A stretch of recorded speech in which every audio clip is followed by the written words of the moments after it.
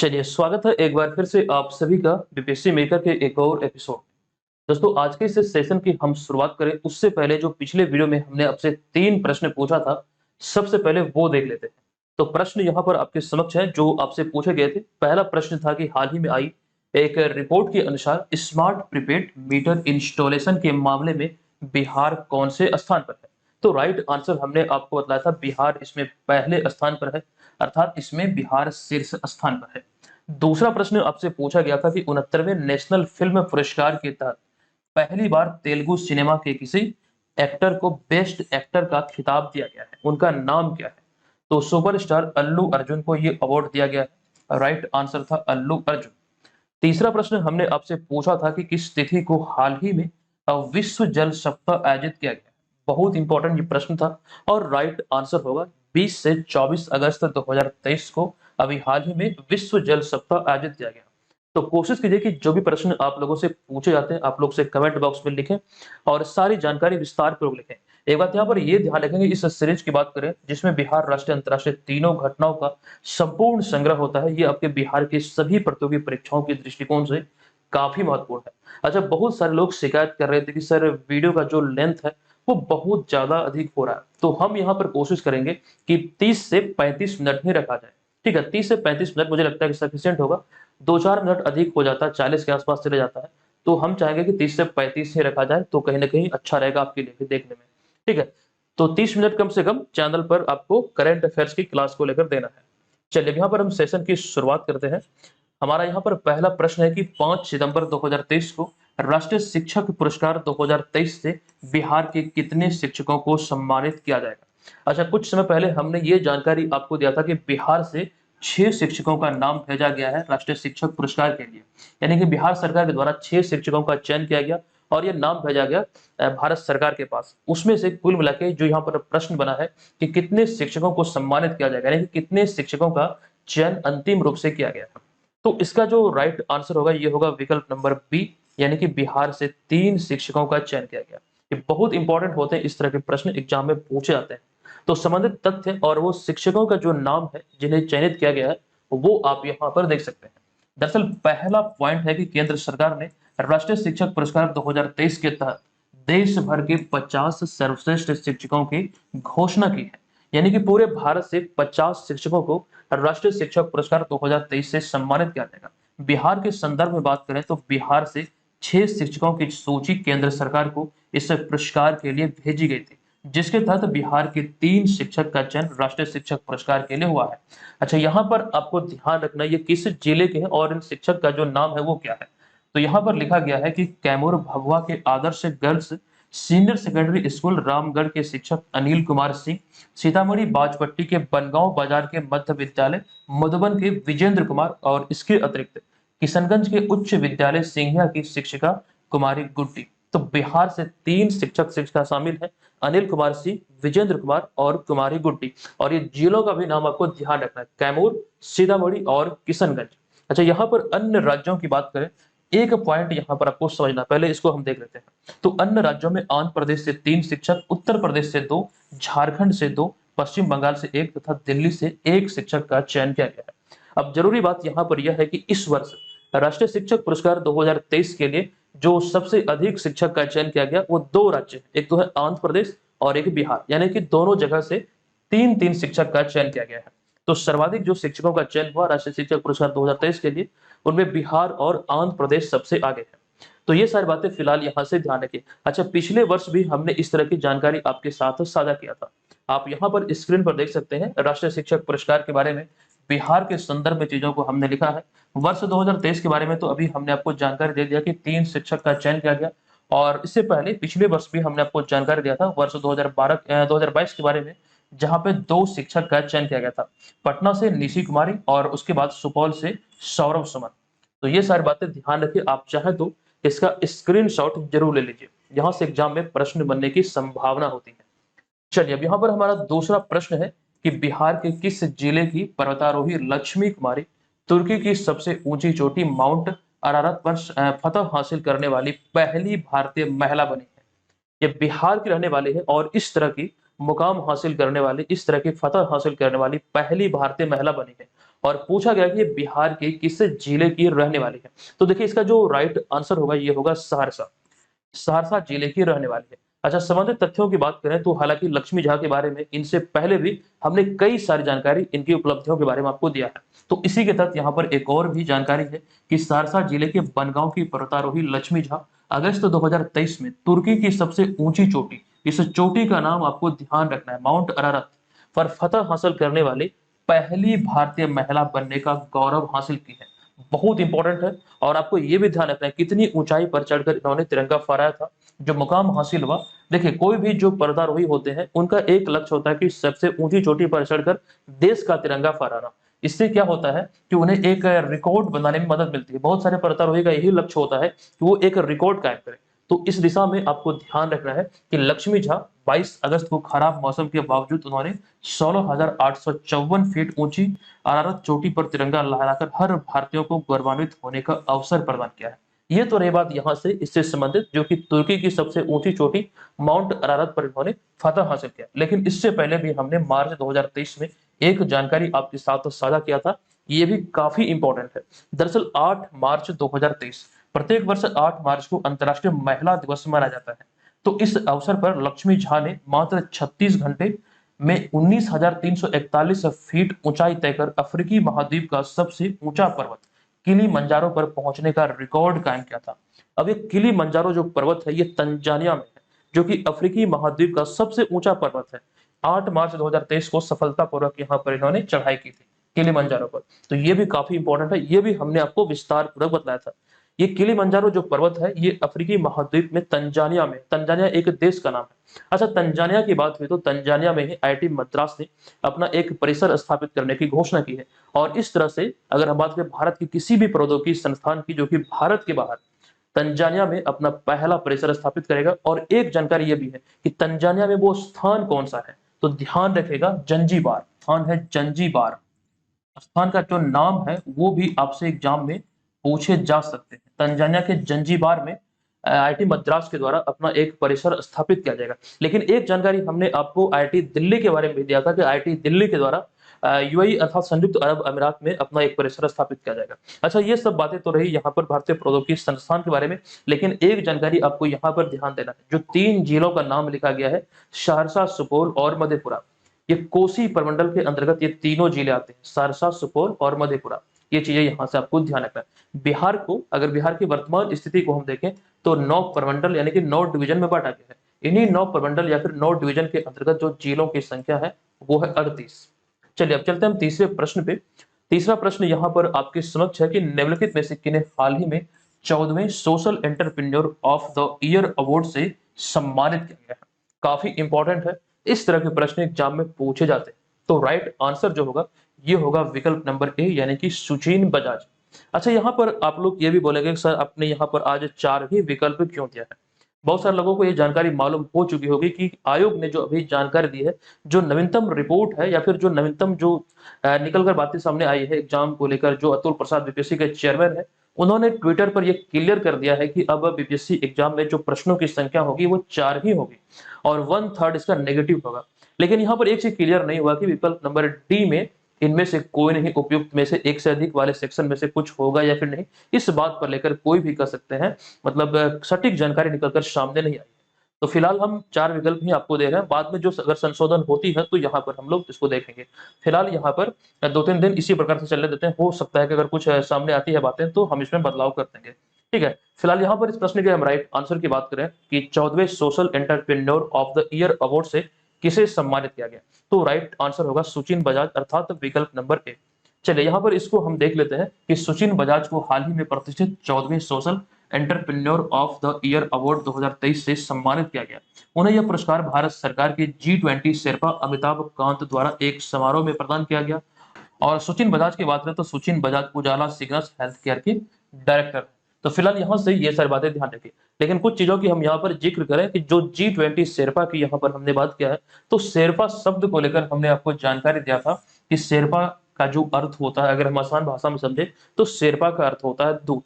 और G20 की जो चर्चा यहाँ पर हुई है कि वर्तमान में जो G20 की अध्यक्षता है वो भारत के पास है और भारत को जो G20 की कमान मिली है वो इंडोनेशिया से मिली है। और भारत के पास G20 की जो अध्यक्षता है वो नवंबर 2023 तक है। और भारत से जो G20 की अध्यक्षता मिलेगी वो मिलेगी किन्हें, तो ब्राजील को। अच्छा, एक जानकारी यहाँ पर यह भी है कि G20 का 17वां शिखर सम्मेलन कहाँ आयोजित हुआ था, तो इंडोनेशिया के बाली में आयोजित हुआ था। यहीं पर इंडोनेशिया के राष्ट्रपति जोको विडोडो ने भारत को इसकी कमान सौंपी थी। तो ये सारी बातें यहाँ से फिलहाल आपको ध्यान रखना है। अच्छा, एक जानकारी आप ये भी ध्यान रखेंगे, बहुत सारे लोग हालांकि ज्वाइन करते हैं इस क्विज को, तो आपको भी इसे ज्वाइन करना है। तकरीबन 30,000 विद्यार्थी प्रत्येक दिन ये डेली करंट अफेयर्स के क्विज को एप्लीकेशन पे ज्वाइन करते हैं और अपनी तैयारी का सही तरीके से आकलन करते हैं, वो भी निःशुल्क। ये हमेशा से फ्री रहा है और ये हमारा आपसे वादा है, ये हमेशा ही फ्री रहेगा। एप्लीकेशन को डाउनलोड कीजिए, क्विज में पार्टिसिपेट कीजिए। 2022 से अब तक का 2022 से अब तक का सारा जो क्विज है करंट अफेयर्स का विद एक्सप्लेनेशन वहां पर आपको मिल जाएगा।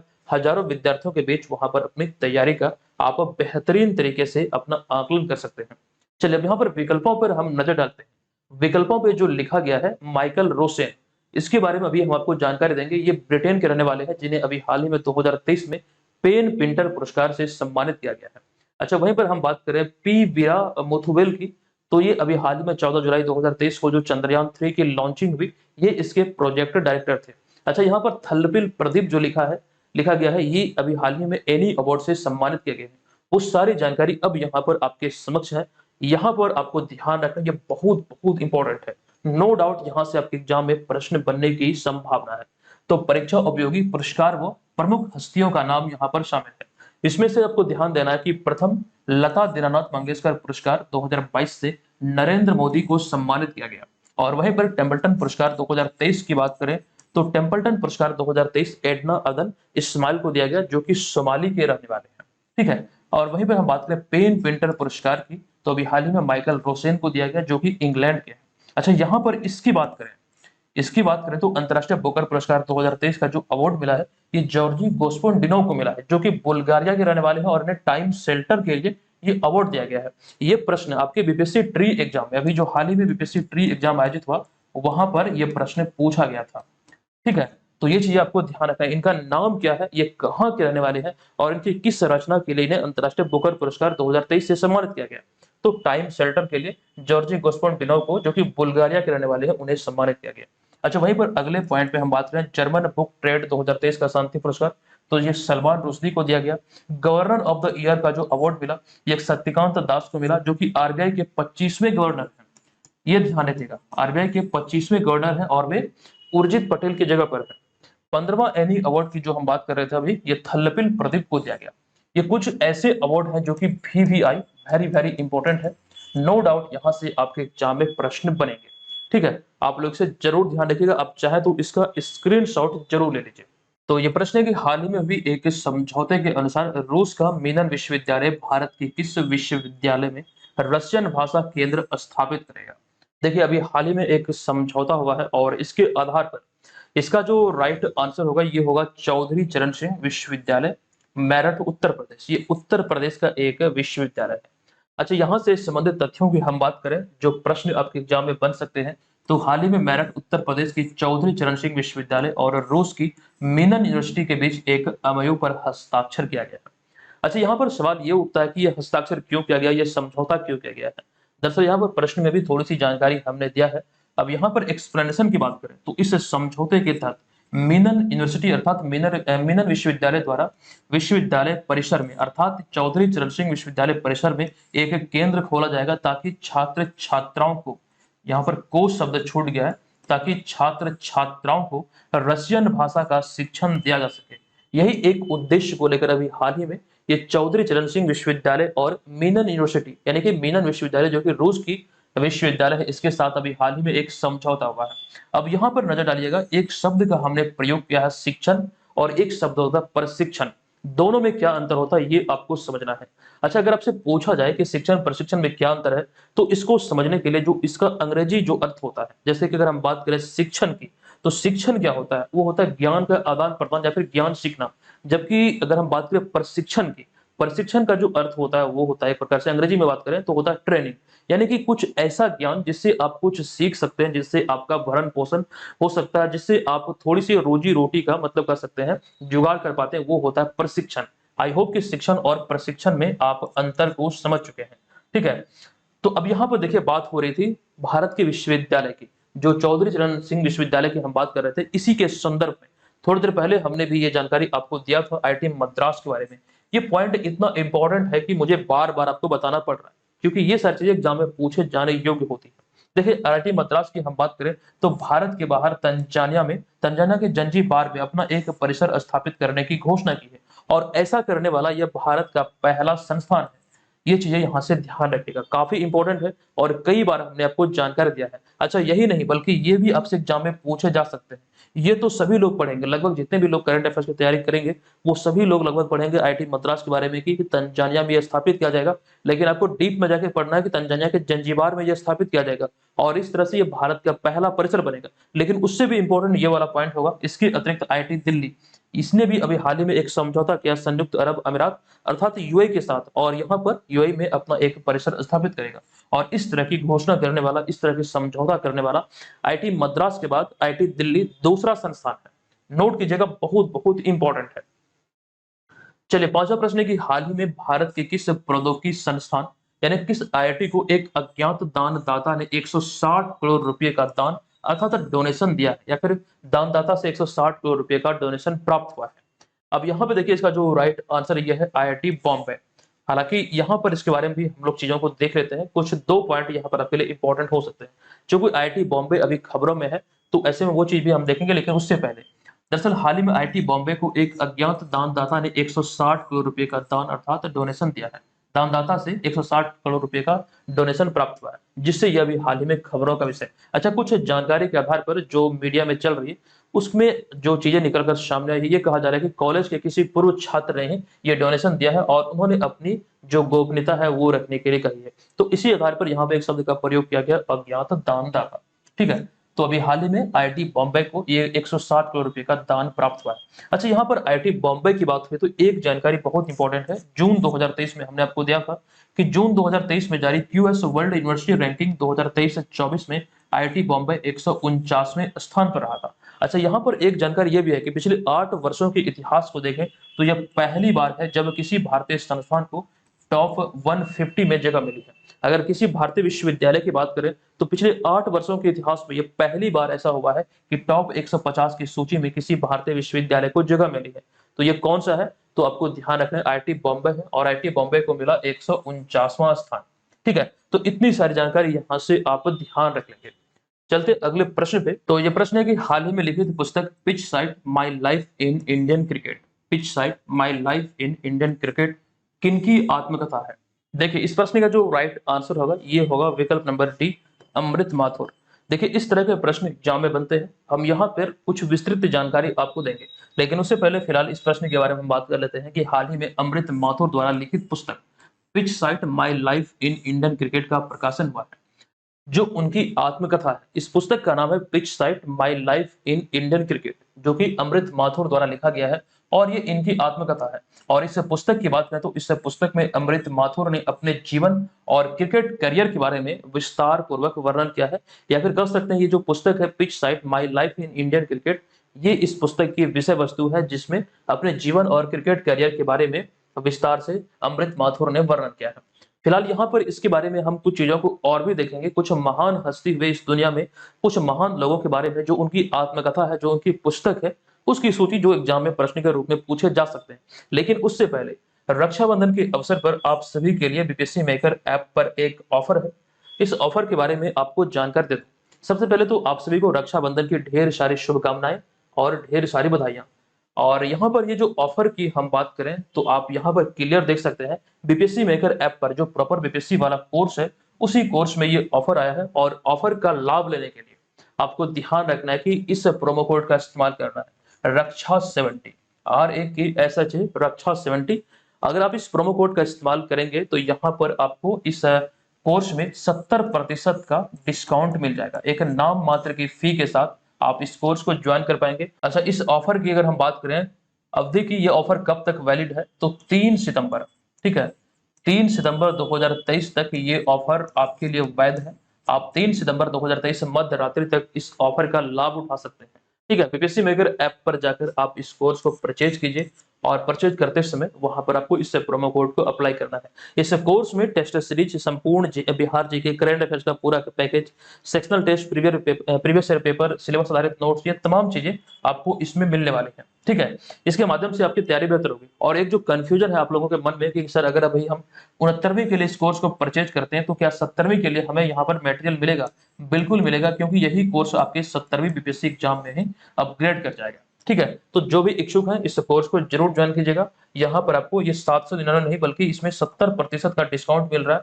एक नाम मात्र की फी के साथ आप इसको ज्वाइन कर सकते हैं। 3 सितंबर 2023 तक ये ऑफर आपके पास है। चलिए, अब यहाँ पर प्रमुख हस्तियों की आत्मकथा यानी कि उनकी ऑटोबायोग्राफी के बारे में बात कर लेते हैं, जहां से मुझे लगता है कि प्रश्न पूछे जा सकते हैं। काफी इंपॉर्टेंट है और ध्यानपूर्वक सभी को देखना है और अपनी कॉपी में जरूर नोट करना है। हालांकि इसका पीडीएफ फाइल भी उपलब्ध कराया जाता है, तो पीडीएफ भी आप प्राप्त कर सकते हैं।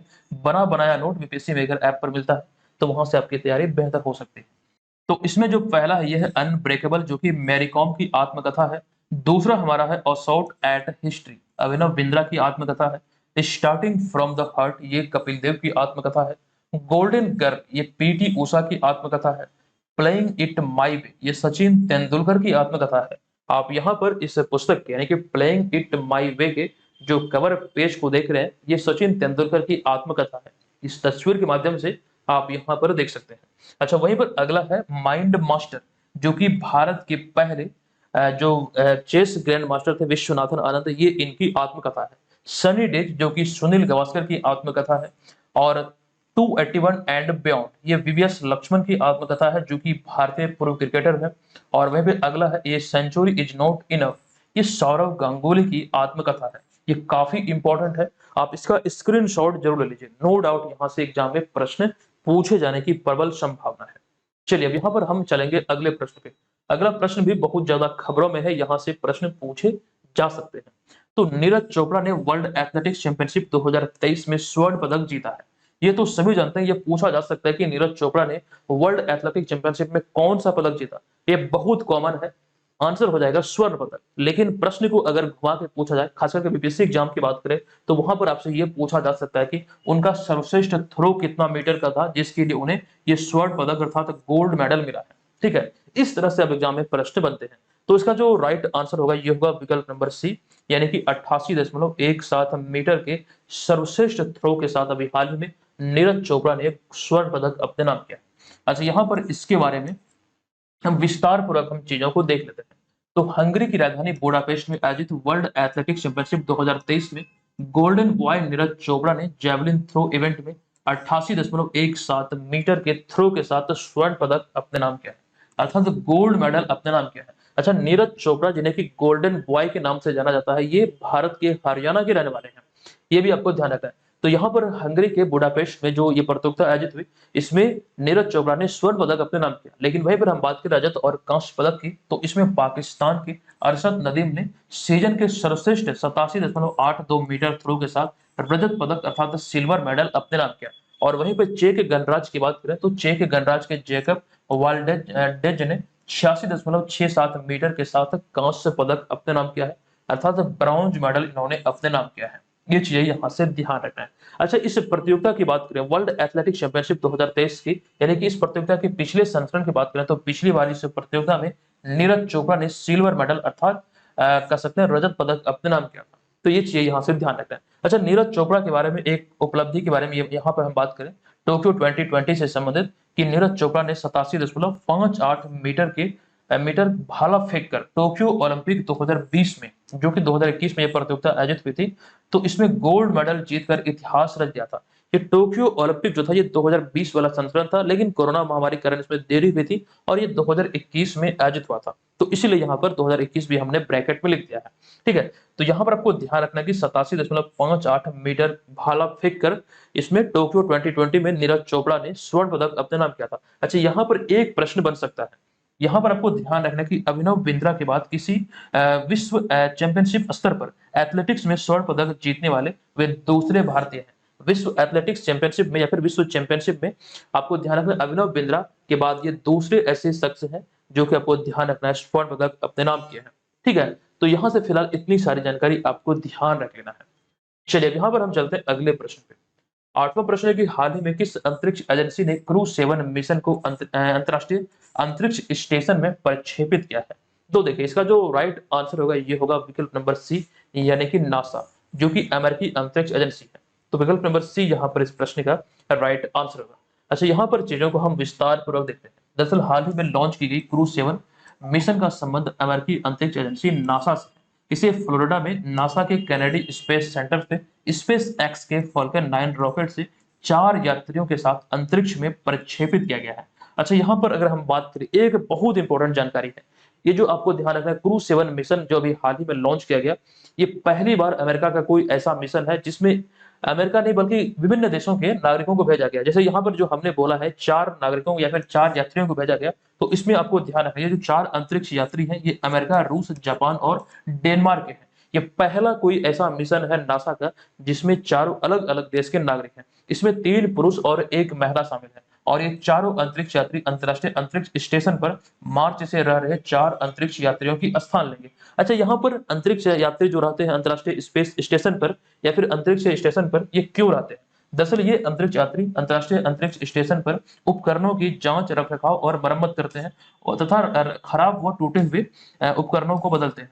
यानी कि वहां पर वो एक प्रकार से देखभाल करते हैं और ये प्रत्येक 6 महीने पर अंतरिक्ष यात्री जो होता है वो चेंज होता है। तो इसी दिशा में भी हाल ही में 4 यात्रियों को भेजा गया है और ये चारों यात्री अमेरिका, रूस, जापान और डेनमार्क के हैं।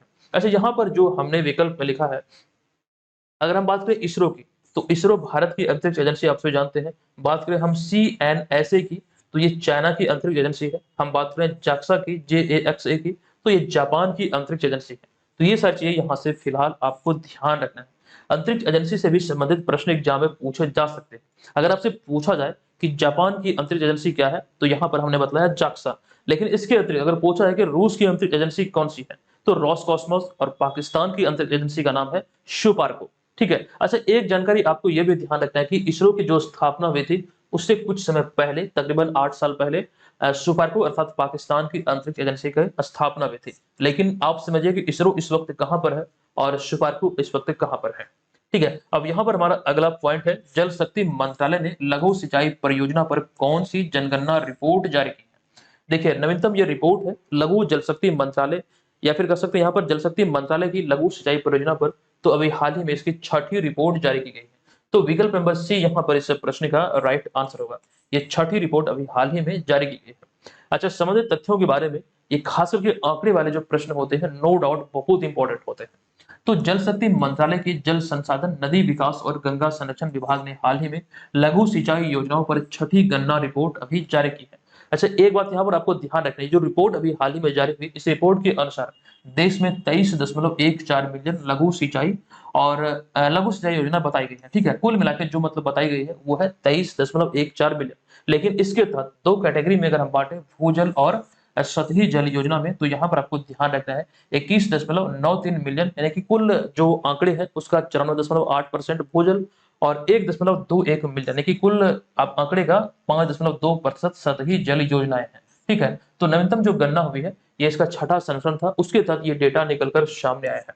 ठीक है, एग्जाम पर्पज से इंपॉर्टेंट है। अच्छा, यहाँ पर इस लघु सिंचाई योजना की बात करें तो देश में सबसे अधिक लघु सिंचाई योजना जो है वो उत्तर प्रदेश में इस समय हो रही है, लेकिन इसके बाद महाराष्ट्र, मध्य प्रदेश और तमिलनाडु का स्थान आता है। लेकिन जो 2 कैटेगरी यहाँ पर हमने आपको बताया, भूजल और सतही जल योजनाओं के बारे में, तो भूजल योजनाओं में जो अग्रणी राज्य है वो यहाँ पे लिखा गया है, इसमें उत्तर प्रदेश, महाराष्ट्र, मध्य प्रदेश, तमिलनाडु और तेलंगाना है। जबकि सतही जल योजना की बात करें तो इसमें जो अग्रणी राज्य है वो है महाराष्ट्र, कर्नाटक, तेलंगाना, उड़ीसा और झारखंड।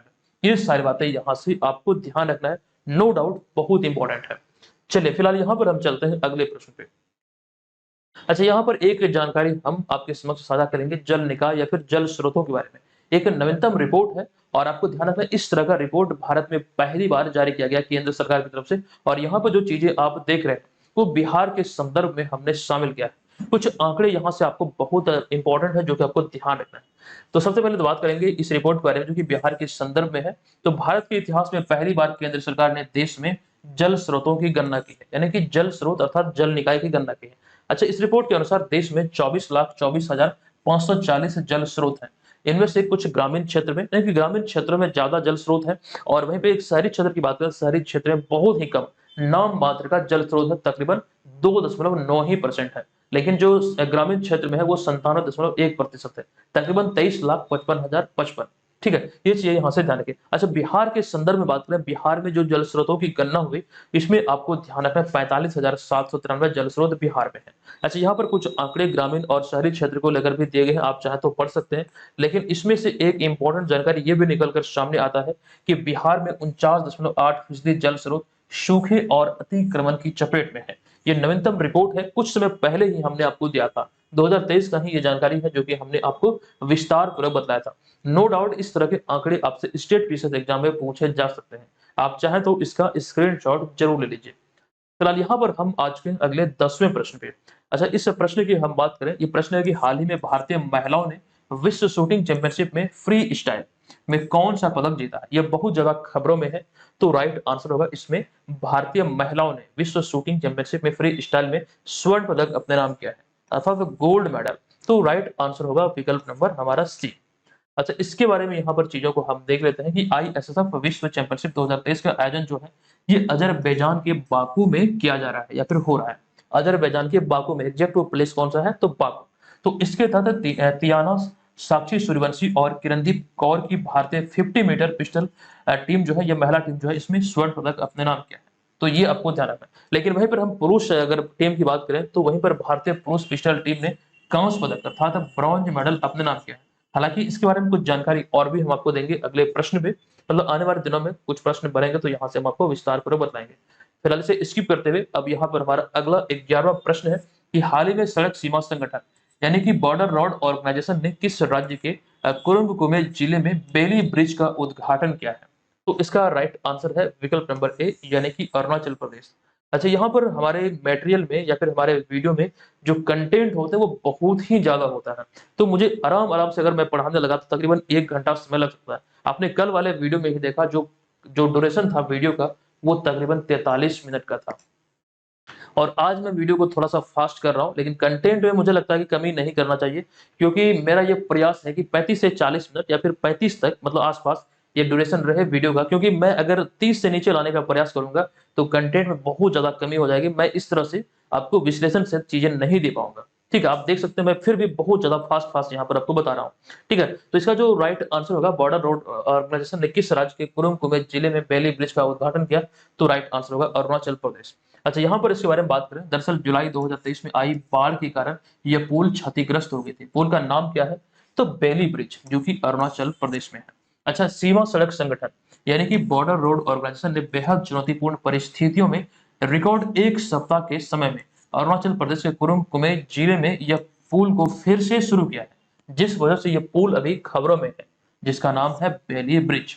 अच्छा, यहाँ पर हम बात करें बॉर्डर रोड ऑर्गेनाइजेशन की यानी कि सीमा सड़क संगठन की, इसकी स्थापना 7 मई 1960 को हुआ था और इसका मुख्यालय नई दिल्ली में है। अच्छा, यहाँ पर सड़कों की बात हुई, एनएच की बात हुई, तो ऐसे में एक जानकारी ध्यान रखिएगा एनएच 44 से संबंधित। दरअसल भारत का सबसे लंबा जो राजमार्ग है, ये आपको ध्यान रखें, ये एनएच 44 है। ये उत्तर में श्रीनगर से आरंभ होकर दक्षिण में कन्याकुमारी में जाकर समाप्त होता है। तो एनएच 44 भारत का सबसे लंबा राजमार्ग है। ठीक है, चलिए अगला होगा 12वां प्रश्न। किस देश ने हाल ही में दृष्टिबाधित लोगों को निशानेबाजी करने के लिए एक उपकरण विकसित किया है? तो राइट आंसर होगा विकल्प नंबर यहाँ पर सी यानी कि जर्मनी। इस तरह का पहल यानी कि इस तरह का जो उपकरण अभी हाल ही में जर्मनी द्वारा विकसित किया गया है, ताकि यहाँ के लोग भी निशानेबाजी कर सके। तो विकल्प नंबर सी यहाँ पर इस प्रश्न का राइट आंसर हो जाएगा जर्मनी। अच्छा, इसके अतिरिक्त जो जानकारी हमने थोड़ी समय पहले आपको रक्षाबंधन ऑफर के बारे में बताया था, आप ध्यान रखेंगे इस प्रोमो कोड का इस्तेमाल करके रक्षा 70 का प्रयोग करके आप इस कोर्स में 70% का डिस्काउंट प्राप्त कर सकते हैं और यही कोर्स आपका अपग्रेड होकर 70वीं बीपीएससी एग्जाम में भी तब्दील हो जाएगा। ठीक है, तो यहाँ से आपको ध्यान रखना है कि दोबारा मेंबरशिप लेने की आपको आवश्यकता नहीं पड़ेगी। तो दोस्तों, आज की इस वीडियो को हम यहाँ पर समाप्त करते हैं। ये वीडियो आपको कैसा लगा कृपया आप लोग कमेंट करके जरूर बताइएगा। ठीक है, और वीडियो के ड्यूरेशन को लेकर मुझे नहीं लगता कि कुछ बातें आपको बोलनी चाहिए, क्योंकि मैं ये खुद प्रयास करता हूँ कि वीडियो लंबा ना हो, लेकिन वीडियो लंबा हो जाती है तो बताइए मैं इसमें क्या करूँ, क्योंकि कंटेंट ही इतना है। अगर आप बोलेंगे कि सर प्रश्न बतलाइए, देखिए जैसे यहाँ पे प्रश्न है, सर प्रश्न बताइए, आंसर बताइए और 1-2 ही पॉइंट रहने दीजिए, तो यही संभव नहीं है मेरे लिए, क्योंकि मैं जो चाहता हूँ वो आपको बेस्ट क्वालिटी का मटेरियल यहाँ से मिले। देखिए जैसे ये चीजें हो गई, अगर ये सारी चीजें हम यहाँ पर ऐड नहीं करें तो नो डाउट वीडियो बहुत शॉर्ट बनेगा। जिस तरह से आप लोग कोचिंग क्लास पढ़ने के लिए जाते हैं, तकरीबन 2 घंटे क्लास होता है, 1 घंटे क्लास होता है, मान लीजिए हिस्ट्री का ही सब्जेक्ट है, इस तरह से वहाँ पर होता है। लेकिन उसी चीज़ को यहाँ पर समझना है कि अगर आप करंट अफेयर्स भी पढ़ रहे हैं, अच्छा करंट अफेयर्स भी एक बहुत बड़ा पोर्शन कवर करता है। आप लोग बहुत लोग बोलते हैं कि बीपीएससी एग्जाम में जो करंट अफेयर्स का जो सेक्शन है वो सबसे बड़ा सेक्शन है। कैसे? तो 150 प्रश्न जो आपसे पूछे जाते हैं, इसमें 40 प्रश्न करंट अफेयर से होते हैं। किसी भी सेक्शन से इतना प्रश्न नहीं पूछा जाता। ठीक है, ये ध्यान रखिएगा। तो इसको तो आप लोगों को ज़्यादा समय देना चाहिए। तो हमारा ये प्रयास रहेगा, बाकी आप लोग जैसा सोचते हैं, अगर आपको कहीं और जगह पर आपको सर्वश्रेष्ठ संग्रह मिल रहा है तो आप वहाँ पर फॉलो कर सकते हैं। लेकिन हमारा यही प्रयास रहेगा कि हम चीज़ें इसी प्रकार से बदलाएँगे। बस हो सके अगर फ़ास्ट हो तो वीडियो हो सकता है थोड़ा-सा कम हो, लेकिन मुझे लगता है कि 30 मिनट का ये वीडियो बनेगा ही बनेगा। 30 से 35 मिनट इसका ड्यूरेशन रहेगा। इस विषय पर आप क्या सोचते हैं कृपया अपनी राय कमेंट बॉक्स में अवश्य लिखिएगा। तो दोस्तों आज की इस वीडियो को हम यहाँ पर समाप्त करते हैं, मिलते हैं नेक्स्ट वीडियो में। तब तक के लिए धन्यवाद। जय हिंद।